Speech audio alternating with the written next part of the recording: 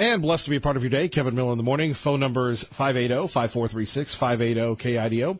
Joining us now from Ada County, our great friend Phil McGrain, just off his appearance from Idaho Reports. That's correct. And look, if we can follow Idaho Reports, we're doing quite well. Good morning, sir. Good morning, Kevin. Let's talk a little bit about something that is very passionate to you, and people have a lot of questions about it, the credibility of our votes. Not only, and I know your jurisdiction is Ada County, but throughout the state. I mean, you work with everybody. People are always speculating about the possibility of voter fraud. What is being done to protect Idaho voters, sir? That's a great question, Kevin. There's a lot that goes on. You know, the clerks throughout the state, work very closely with Secretary Denny in terms of making sure that the process and the systems that we have in place can ensure that we can catch anything. You know, we have very good examples of where there have been people in the past who have attempted to vote twice, but we've been able to catch it because of the systems we have in place. One of the big things, obviously, there's a lot of talk about cybersecurity and everything that goes on in elections, both here locally as well as nationally. We've taken some pretty proactive steps to ensure that the vote systems here are safe. One of the things great about Idaho compared to other states around the country is we have a verified paper trail. So when you vote, you're going to vote on a paper ballot no matter where you are in the state of Idaho. And that way we can always go back if there's a recount and count the actual votes that people cast. And that makes a big difference in ensuring that we can always double check it. Good example was the recount we had this past winter where we went through and we did a hand count to compare and make sure the machines are accurate. And I'm very happy to say that we had a 100% match when we did that, which shows we've got some pretty good systems in place. Well, when we take a look at our systems, what about the population growth? Let's just focus on Ada County for right now, sir. How has that impacted how elections will be tabulated and how votes will be counted? You know, we've made some major upgrades in the past couple of years to our elections. I think you can remember, Kevin, it used to take us well into the morning on a big election to get all the results out. What we've done is we've upgraded to new systems. Most voters don't even quite realize it, but we're tabulating the ballots right there at the polling place while the voter is doing it. They're the ones helping in that process. That's really been able to expedite how we operate and get the results out faster. So when President Trump was elected in 2016, we were fortunate to have everything done right about midnight, which was ultimately our goal. One of the things, we are experiencing major growth. So even for the election coming up, we encourage everyone to look up their polling place before they head to the polls, because that's going to make a big difference. We've had to add precincts, add polling locations, just to ensure that we don't have long lines and we don't have some of the issues you might see in, say, Florida or other parts of the country. What about the Russians? And I know you're going to say, well, that's what I get for coming on Kevin Miller's show, but we do hear about people worried about the Russians and those folks targeting places like Idaho or Ada County or what have you. Are you ever worried about outside forces impacting the vote that not only impact local races but federal races? Absolutely. Yeah, one of the things, that's a great question. I actually expected it. One of the things we did, we were proactive. When we saw the issues with the DNC and their email issues back in the 2016 election, we actually contracted with a cybersecurity firm, Silent Break, to come in and do penetration testing and to basically try to hack our systems and see what they could get into. One of the things I want to definitely reassure your listeners, we have what's referred to as a physical air gap in terms of our voting system. So nothing about our voting system is ever online. So, for example, when your show gets the results election morning or election night, those results, we're actually taking removable media and going out to the internet to upload. There's no real-time connection. There's no internet connection to what we're doing, and that's one of the ways we keep it safe. There's a room in our elections warehouse that is dedicated to just tabulating those results and ensuring that no one can get into the system, whether it's from Russia or even from other parts of Boise. We're making sure that process is safe. Let's take a look at a huge election coming up, governor's race, congressional race. You've been involved in public service. You've been involved, sir, in, is it cooking or something you do on the side? I'm a barbecuer. Yeah, I study you, so we'll get to that in a minute. However, have you ever seen anything this big in your time, not only professionally but personally, following, covering, being involved in Idaho politics? I think that this is a really big election, and if there's anything, I want to encourage people to make sure they vote on May 15th, because exactly what you were touching on, Kevin. When we look back, probably the last time we've seen this much money and this much effort put into these races, you might have to go back to Steve Sims taking on Frank Church. That was quite a time ago, right? So that's precedes my time. And so when you look at everything that's going on, all the attention that's being given, I think one of the big differences, that was in a general election where you expect higher turnout. Here, because this is the primary election, one of the big things, the governor's race is likely to be selected here, or it's very, the really competitive race is what we're seeing take place. People need to weigh in. People need to take advantage of the opportunities that we provide to vote. That's true here locally as well as throughout the state. I think the big thing is May is not the natural place where people think, oh, I need to show up to the polls. We think about that in November. So as reminding your listeners, don't forget, you might be busy. Take advantage of some of the opportunities, like the opportunity to vote early to ensure that you get to have a weigh in on this race. AdaCountyElections.com. That's if folks that are new to the area need to find out where they should go to vote and to register. That's correct. Yeah, one of the great things this last winter, the Secretary of State's office rolled out online voter registration. So you can register to vote there. You can find out where you vote. And we have a feature that allows you to see your actual ballot. You can see the candidates you're specifically going to be voting on so that you can prepare yourself when you go to the polls. And finally, what's up with the barbecue? I wish I was doing a little more barbecuing these days. Me and my father-in-law like to go out on the competitive barbecue circuit. If most your listeners probably didn't even realize that was a thing, but It's my big hobby is sitting out smoking in a parking lot or wherever we can and eating good meat. And it's amazing because we see more and more barbecue places coming to Idaho. So, again, Jeff the Suit will be hotlining me for a moment, getting in the weeds here, but I have to say this competitive barbecuing circuit, we hear about Texas barbecue or Memphis barbecue or Carolina barbecue or Kansas City barbecue.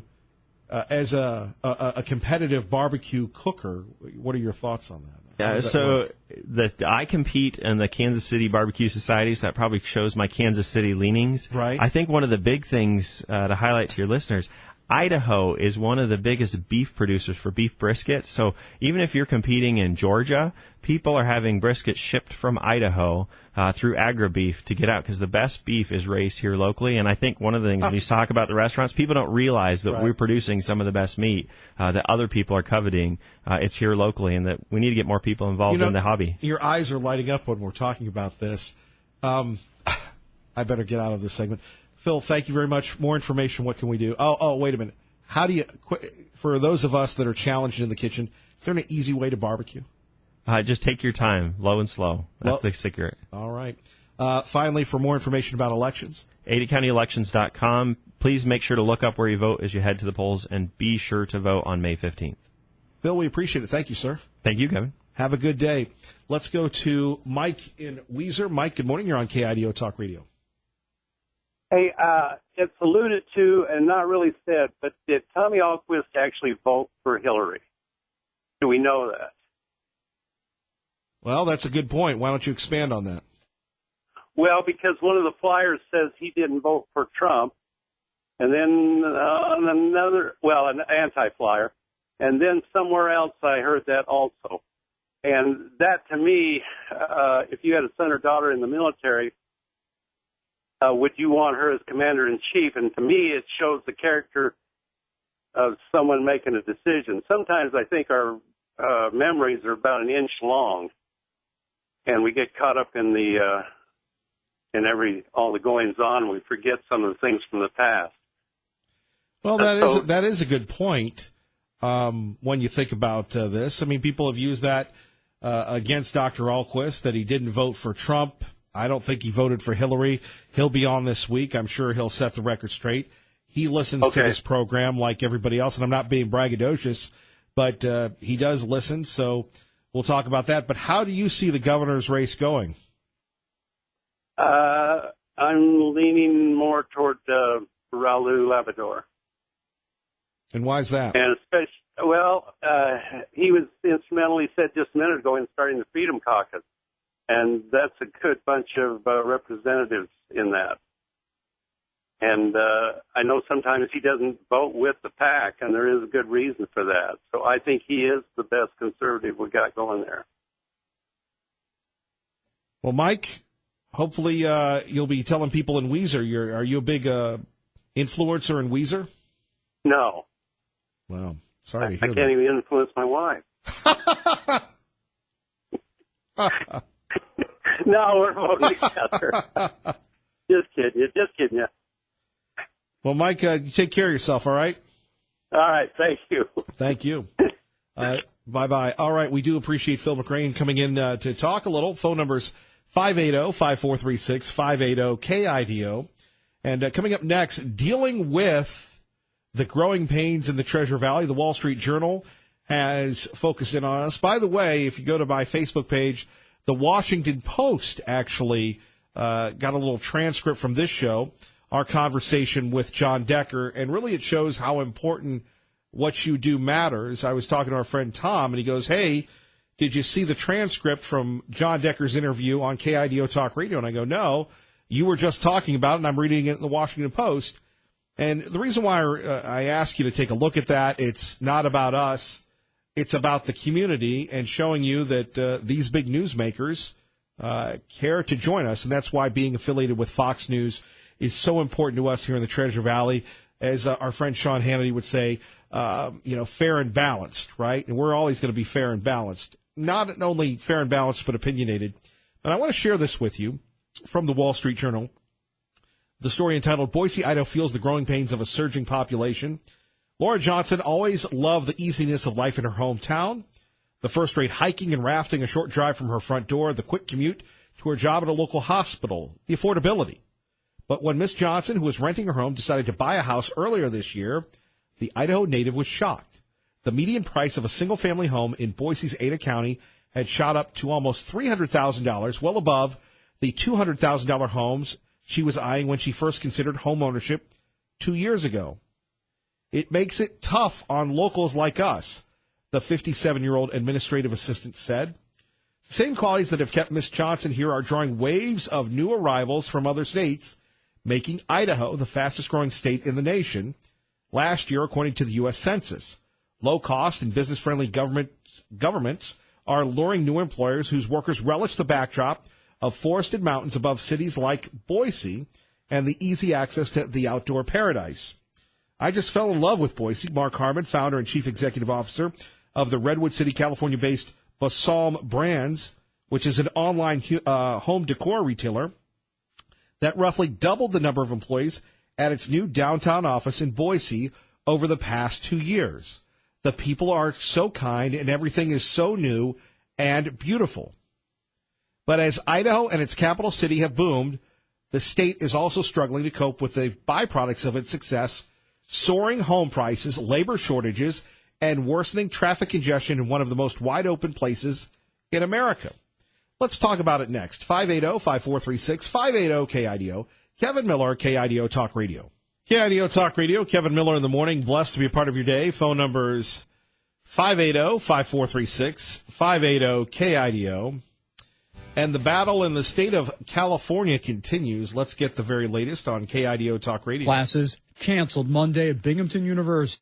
The battle lines, they're blurring in this battle over immigration between California and the Trump administration. Federal officials saying Governor Jerry Brown has rejected terms for deploying the National Guard to the border. The acting deputy commissioner for Customs and Border Protection told reporters, quote, the governor has determined that what we have asked for so far is unsupportable. It's gone through the process, and then we've gotten a signal from the governor that he is not participating. Meanwhile, the governor's deputy press secretary told Fox News that federal officials must have, quote, just got around to reading or commenting on the governor's response that he sent to the Trump administration. And there we have it. By the way, our Kevin Miller cash code word today is Chase. Chase. I got distracted with Phil McCrane on that, talking about elections and barbecue. Chase is our code 2 word. Remember, Sean Hannity this afternoon at 3:05 for Code 3. Let's go to the phones. Cindy joins us now at KIDO Talk Radio. Good morning, Cindy.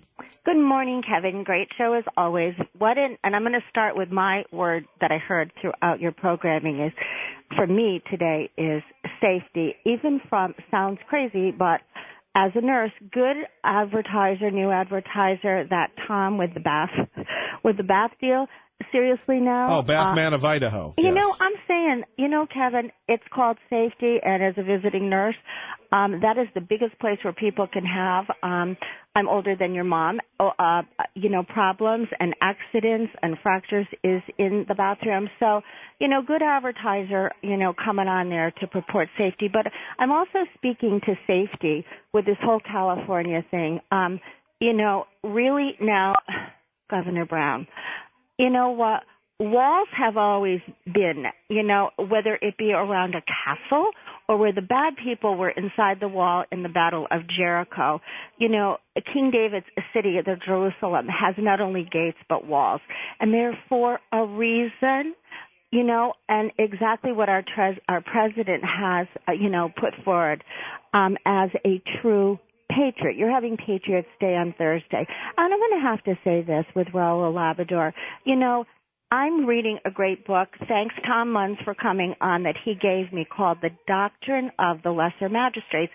It sounds like a big word, but what it's simply saying is that there are people during times in our history, like with those 77 that stood on the bridge, that are willing to step in the gap singularly by themselves to come out and push back against a government that's gone tyrannical. And in that, it's called rooted in interposition. And I'm just going to say, you want to learn more. It sounds like all big words. They're not. But people like Donald Trump, look what he's pushing back against.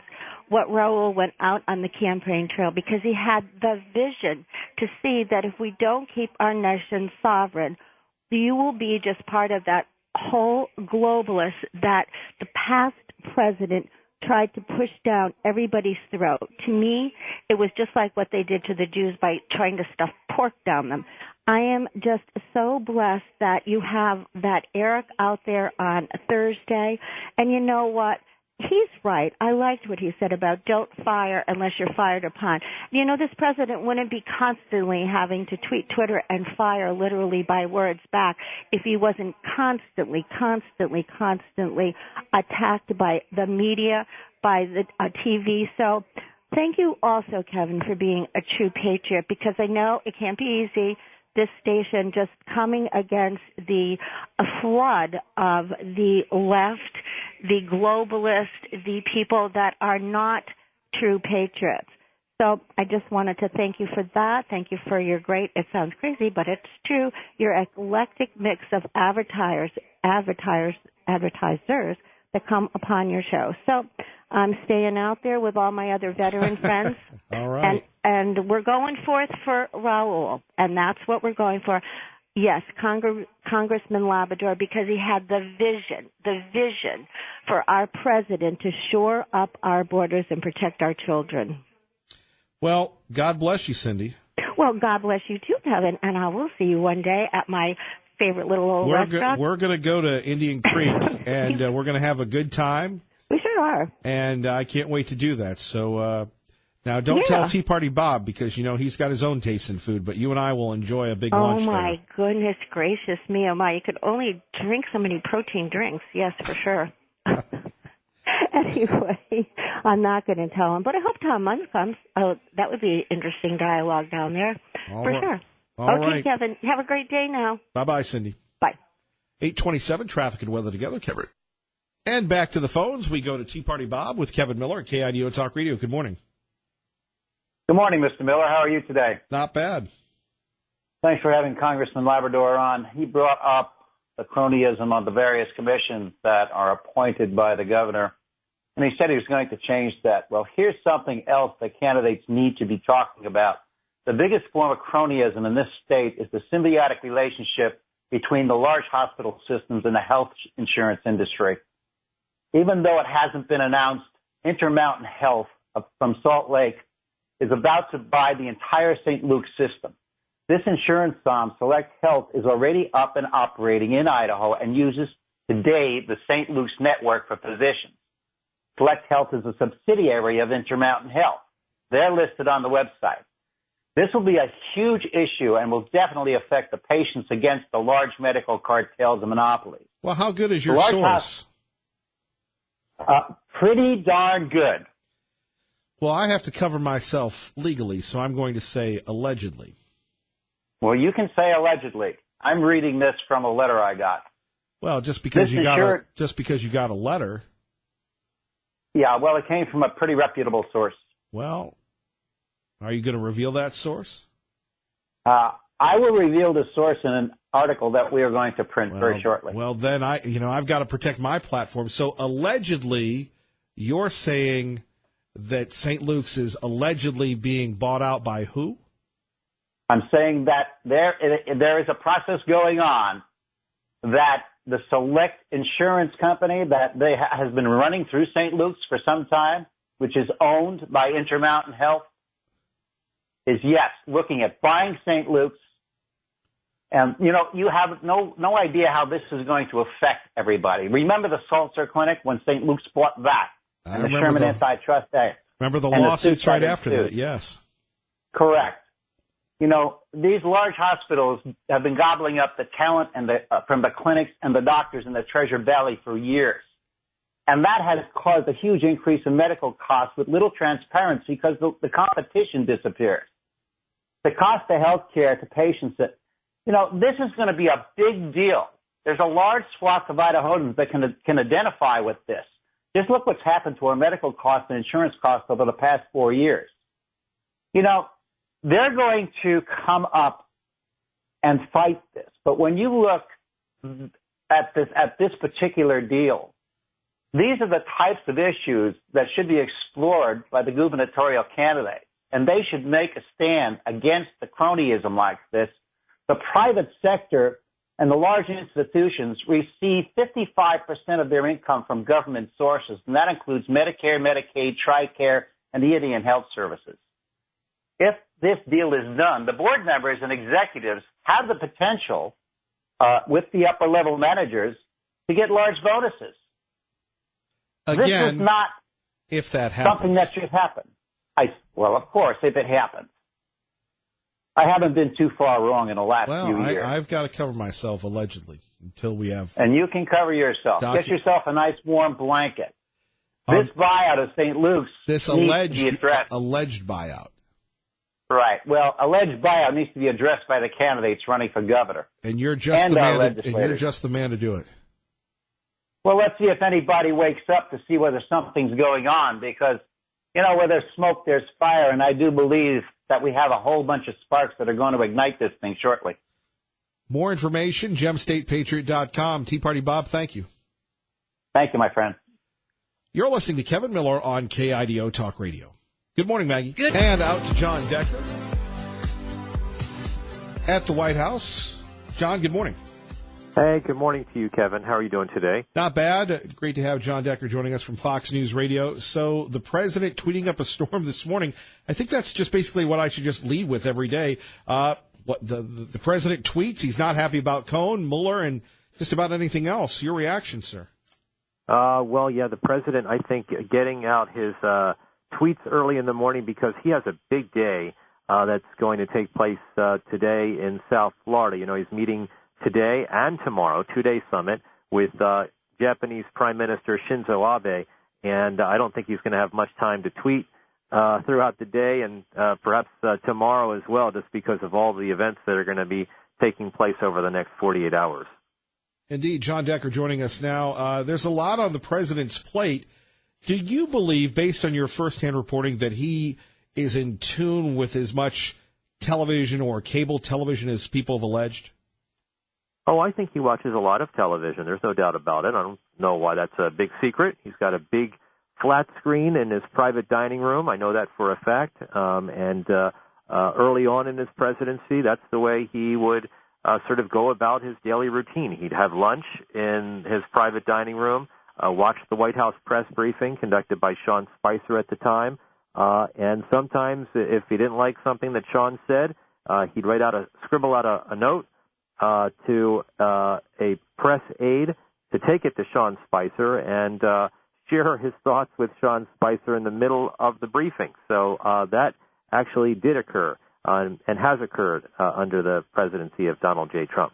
Boy, no need to text. He does it the old-fashioned way. That's right, the old-fashioned way, passing a note like you're in grade school. But that's what the president has done, and he's done it on occasion with Sarah Sanders, in terms of scribbling out a note for Sarah at times when he can watch the White House press briefing. He doesn't watch it as regularly as he did when Sean Spicer was conducting it, but he certainly does from time to time. John Decker joining us, Fox News Radio, live from the White House here at KIDO Talk Radio. I know it's a ways back, but I didn't get a chance to ask you is it business as usual when he has a sports team there? He seemed really into Alabama being there last week. He got a lot of coverage because the president telling Nick Saban, I guess Obama didn't let you in the Oval Office. Well, I'm going to let you in the Oval Office. He's kind of like a character when he gets around these guys. He's welcomed a few sports teams. I think the team that was welcomed to the White House prior to the Alabama Crimson Tide was the Houston Astros, the last year's World Series champions, and it was obviously a big day for those players coming to the White House. I think for each and every one of them, it was their first time at the White House, so it was a big thrill for them. And seeing the Oval Office, I think for anybody, it's a big thrill. So the president likes these events. You know what? All presidents, Kevin, like these events. President Barack Obama loved them, and you may recall George W. Bush liked them so much he once created an event. It was inviting essentially every baseball legend to the White House for a day, and they were all here. Hank Aaron was here, and you go down the list, Stan Musial was here. I mean, it was pretty remarkable, all of the Hall of Famers that were at the White House for that particular day. John Decker joining us from the White House. Kevin Miller here at KIDO Talk Radio. It's funny, one of my coworkers let me know of a story that featured you last week. I didn't realize it till this week, till yesterday, where the Washington Post covered you covering the president, asking that question that we had talked about.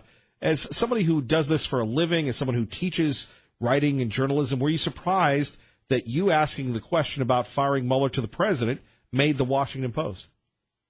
To a certain extent, I was. I mean, I thought that was the question to ask of the day, that particular day.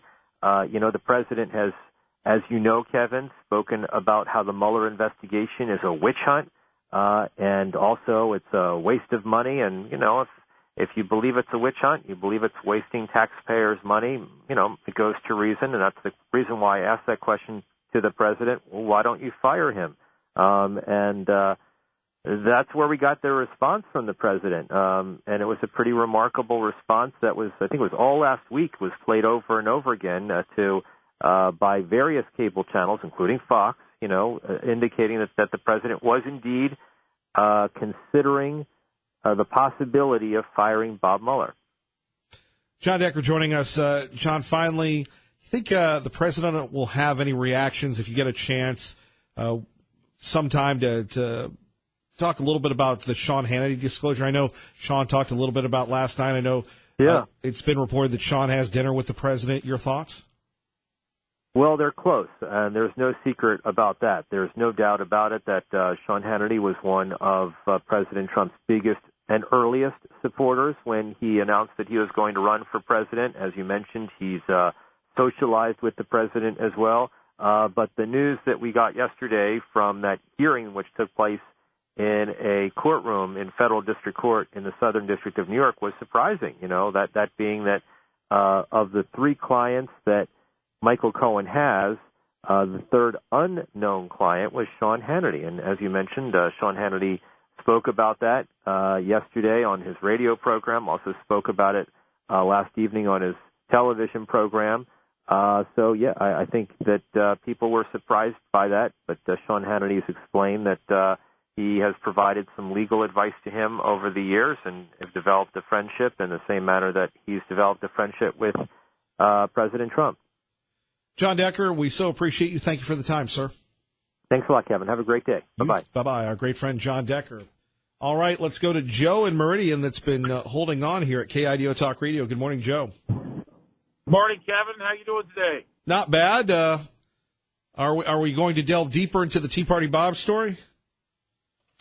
Yeah, I think he may have some news there, but I think the interpretation may need to be challenged a little bit. First of all, the interpretation that these mergers are what drives healthcare costs up, I think is a little bit far-reaching. Top two things that drive healthcare costs up are, one, uncontrolled lawsuits, and, basically lawyer fees to be able to settle claims on wrongful death and various things that may or may not be intentional, right? Look at the work comp system. They have caps on what you can get out of claims. The normal healthcare system does not. And the second thing I believe it does is the pharmacy costs. And so those are the top two things driving healthcare costs up. Frankly, I'm kind of a proponent of letting the free market roll for the most part.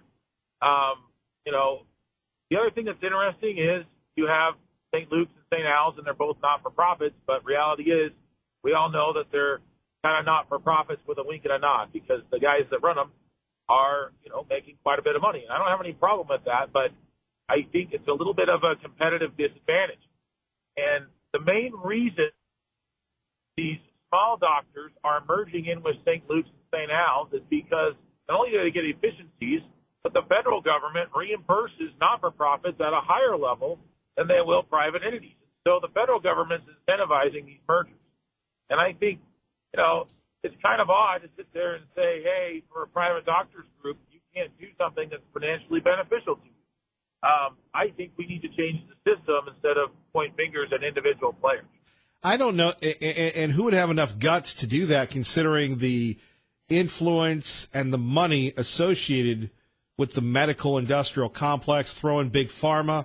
I mean, take a look at downtown Boise.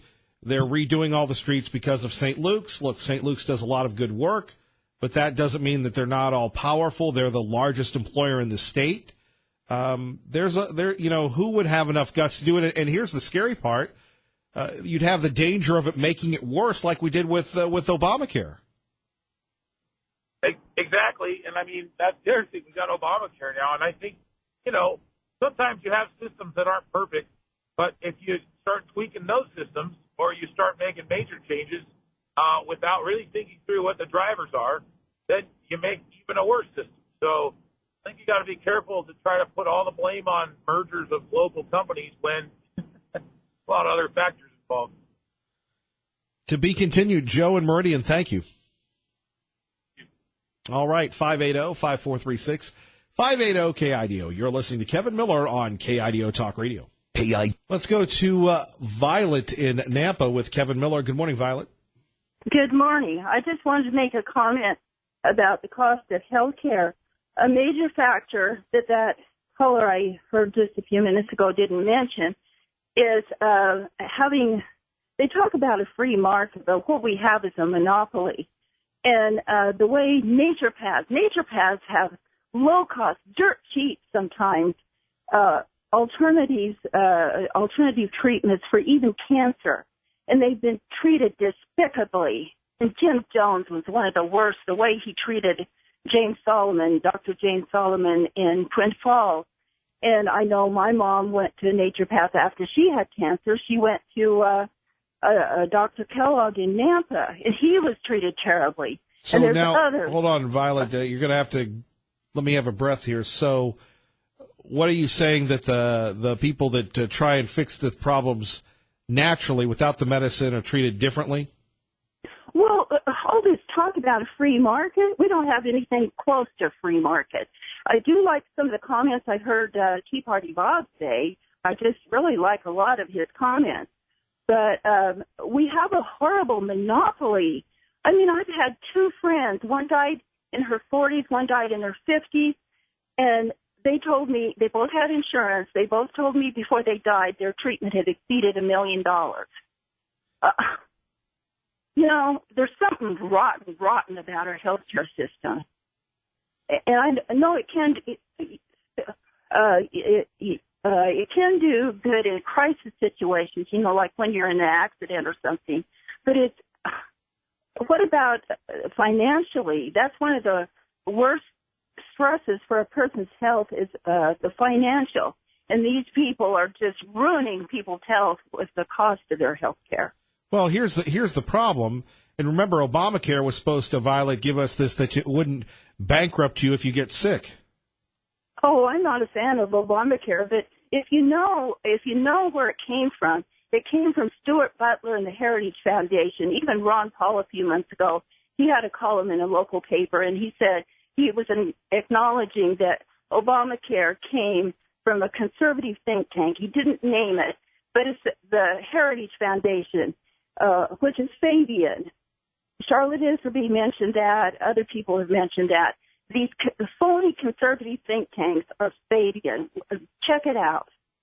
Well, I mean, who's pay? You know, let's be honest. Who's on their payroll? Pardon me? Who's on their payroll? The payroll of who? These conservative think tanks. Yeah, good question. I mean, that's what I'd like to know. Yeah. Well, they're all tied together. I know a little bit about this. Frederick Hayek, he was a major player in getting this think tank network going. I read in a book by a fan of his, and it was put together by a fan of Hayek, that he had belonged to the Fabian Society. And he taught at their school, and then he went to the Rockefeller School in Chicago and taught for several years. David Rockefeller mentions that in his autobiography. So, yeah, we need some help on health care. I agree. But well, the fix is in. Violet, thank you for the call. Traffic and weather. And back to the phones. Dwight in Boise with Kevin Miller at KIDO Talk Radio. Good morning, Dwight. Good morning, Kevin. I want to come down on Violet's side. She is correct, and then some.